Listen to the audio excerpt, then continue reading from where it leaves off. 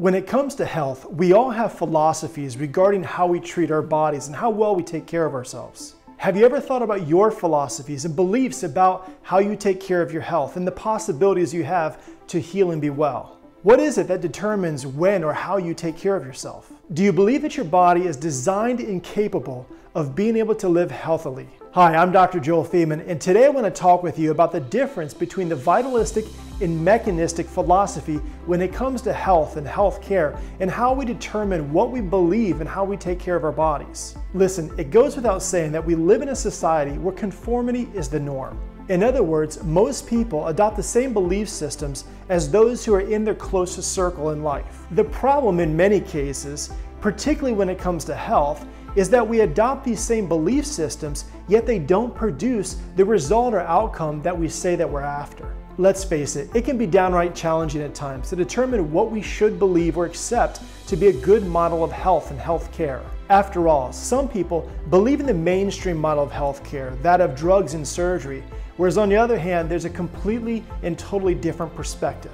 So is there an ideal or a right or wrong way to determine and care for our health? Well, when you get right down to it, it really comes down to a matter of results and what you believe to be true when it comes to health. You see, when properly practiced, the philosophies that align with that of chiropractic are more closely tuned to that of vitalism or vitalistically based. Conversely, the mainstream medical model is that of a mechanistic nature. From a mechanistic point of view, life is predictable, and it's thought to be that we should be able to control both nature and the body without any negative or harmful effects. This philosophy of healthcare reasons that symptoms are themselves the problems and should be suppressed. Then, once that symptom is suppressed, it's then believed that that problem has been resolved. It's very common to find that it's believed strongly that the body should be broken down into parts, which explains why there's so many different specialists when it comes to standard mainstream healthcare.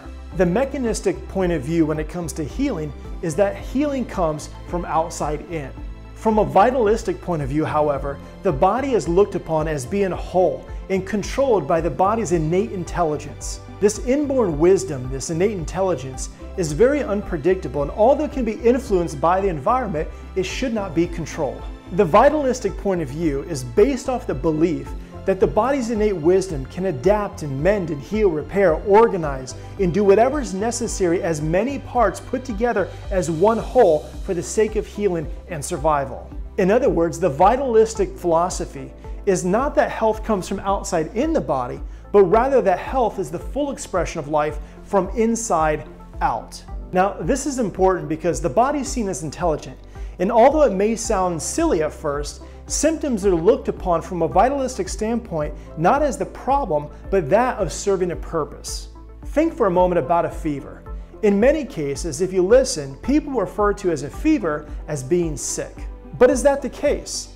Is the fever itself the problem, or is the fever the solution? You see, the body's inborn wisdom was able to somehow identify potentially threatening microscopic organisms and viruses and then go through the processes of raising the body's temperature in order to fight for the sake of survival. Is it any different when it comes to that of, let's say, pregnancy? Let's face it, the mechanistic model largely believes that as long as the patient's, quote, numbers are good, then that person is normal and therefore healthy.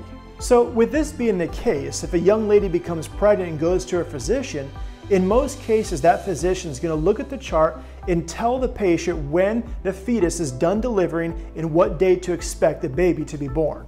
By doing so, the thought is that everybody's life and circumstances are exactly the same. But is that the case? So would it be true if that baby is born a day before its, quote, due date, that the baby's early, or perhaps a day later that that baby is then late? Or could it be that perhaps the body's innate wisdom could determine vitalistically the perfect timing for when that baby is ready to be birthed? Listen, for many people, they hear this and they don't realize that there's actually a philosophy, a belief system as to why we do what we do and when we do it for that matter. For some, it may come as no big surprise or big deal.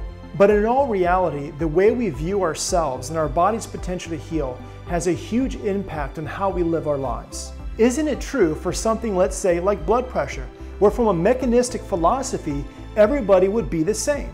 In other words, your blood pressure would be the same as my blood pressure, which would be, by all standards, 120/80. And in such a case, with that paradigm or belief system, that if your blood pressure is outside of that range, then it's considered to be either too high or too low.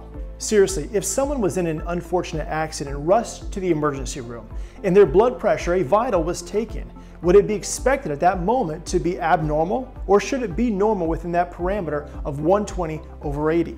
If their blood pressure is higher under such a circumstance, would that be considered healthy or unhealthy? Is it then true that if we're able to somehow stimulate or inhibit to get those numbers down to a quote normal range, that once again that person is normal?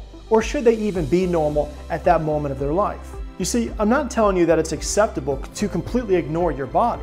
But from a vitalistic standpoint, if a person's in an unfortunate accident, their body's physiology from an innate perspective would do whatever's necessary at that moment of that person's life for the sake of survival, even if those numbers are outside of a quote normal range. Therefore, just like if you were to take your blood pressure at the bottom of a staircase or at the top of a staircase, would it be expected that it should be the same? Or if you're sitting down having a glass of water or perhaps a large coffee with a double shot of espresso, would there be a difference?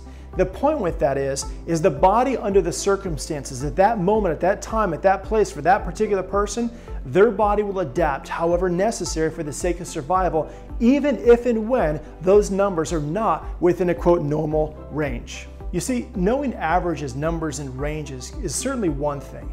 But from a vitalistic standpoint, if it's done so at the cost of focusing simply on the symptom rather than on helping the body to adapt and mend and heal, repair, to move closer towards balance, harmony, or homeostasis, well, that's been proven to be a big mistake.